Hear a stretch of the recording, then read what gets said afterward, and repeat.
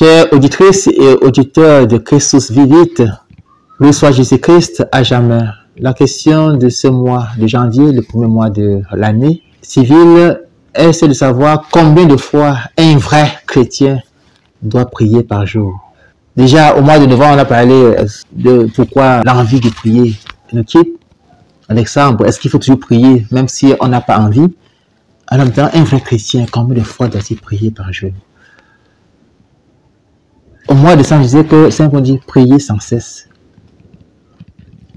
C'est vrai qu'en dehors des moments, bon, le matin, à midi, le soir, et peut-être avant d'aller se coucher, enfin, c'est quoi sont les moments importants? Dans le matin, le chrétien doit savoir prendre le temps. Il vous raconter le témoignage d'un vrai chrétien qui avait la grâce de converser intimement avec le Seigneur. Et donc, un matin, il s'est précipité de sortir de sa maison. Mais après avoir fait quelques pas, il se rend compte qu'il y a quelque chose qui lui manquait. Il s'arrête un instant, il dit, mais qu'est-ce qui se passe? Pourquoi je me sens bizarre? Il dit, il se rappelle qu'il n'a pas demandé à Jésus qu'ils aillent ensemble. Et donc, il est rentré dans la maison, s'asseoir, demander pardon à Jésus de s'être précipité et de l'avoir fermé dans la maison. Et après, demander à Jésus, voilà ce que nous avons fait. En fait, le vrai chrétien doit être conscient que toute sa vie se déroule avec Christ. Il n'y a pas un seul moment où il doit vivre sans Jésus-Christ. Nous devons cultiver, n'est-ce pas, cette proximité, cette communion avec lui. Mais en dehors de ça, quand on fait de manière formelle, il faut pouvoir s'arrêter, lui consacrer des temps. Comme il dit, beaucoup de temps le matin, beaucoup le soir. Si au milieu de la journée, on peut, en fonction de notre travail, lui consacrer même 5 minutes. Et le soir, avant d'aller au lit, mais entre ces moments, nous ne devons pas perdre de vue que le Seigneur est là. Que Sainte Catherine qui demande à Jésus, mais combien de temps demeures-tu dans l'âme qui te reçoit dans la Sainte Eucharistie? Il dit, je reste autant de temps que l'âme veut. Si l'âme veut que je reste toute la journée avec elle, je resterai toute la journée. Si elle veut que je reste 2 secondes, je resterai 2 secondes. Donc quand le lien a été bâti, a été créé avec le Christ, nous devons y vivre de manière permanente autant que possible. Devant chaque situation, nous référer, ça n'est pas long, Seigneur, qu'est-ce que j'ai fait maintenant? Où est-ce que le chemin nous conduit? Qu'est-ce que tu attends de moi? Donc de pouvoir avoir le réflexe de se référer toujours au Seigneur. Et là, justement, notre vie devient prière. C'est pas simple, on ne dit pas que du matin au soir, on reste là à l'église. Non, il faut que, en dehors de ces moments importants que nous consacrons au Seigneur, que nous puissions prendre conscience qu'il est avec nous. Je suis avec vous tous les jours jusqu'à la fin des temps, nous dit-il dans sa parole. Et c'est vrai qu'il est avec nous. C'est nous qui sommes absents. C'est nous qui nous éloignons de lui. Toujours en revenant à Saint-Germain dernier, comme je l'ai fait le mois passé, un jour il se rend compte que le matin, qu'il y avait une pioche devant la porte de l'église.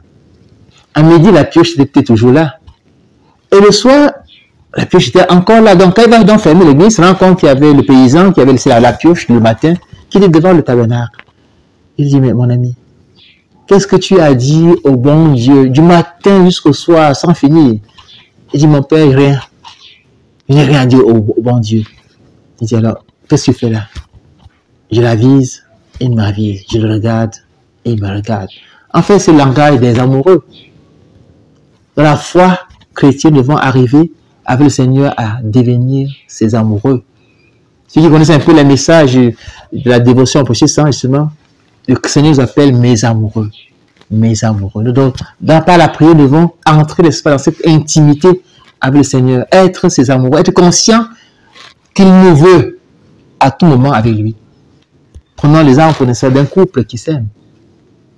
Ils peuvent passer 1 heure sans s'envoyer des messages, sans se faire un coucou. Mais quand l'amour n'est pas là, ben, on se vit le matin, on se reverra le soir.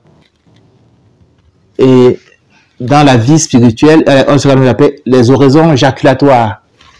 De temps en temps, Seigneur Jésus, et puis de moi, Seigneur, je t'aime. C'est comme des messages d'amour que nous envoyons à Jésus en une fraction de temps.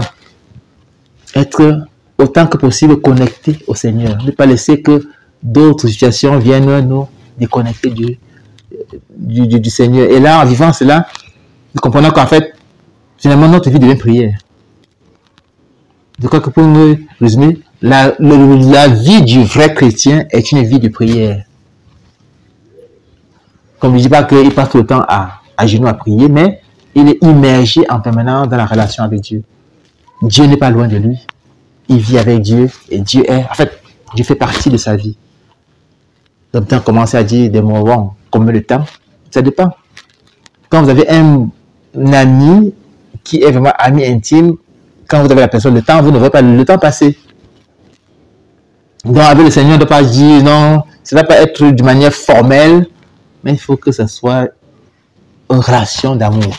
Quand l'amour est là, on trouve toujours, n'est-ce pas, du temps pour aller rendre visite à la personne que nous aimons. Donc, si le Seigneur est notre, si nous sommes ses amoureux et qu'il est notre amour, voilà, on n'a pas à calculer le temps qu'on lui consacre parce que le temps, c'est lui qui nous le donne et il le prendra quand il voudra. J'espère que j'ai essayé d'apporter, n'est-ce pas, une réponse à la question de ce mois de janvier. Combien de fois? Bon, pour le pas reçu matin, midi, soir, mais pour le vrai chrétien, sa vie doit devenir avec l'expérience une vie de prière, une vie d'intimité avec Dieu en permanence. Merci.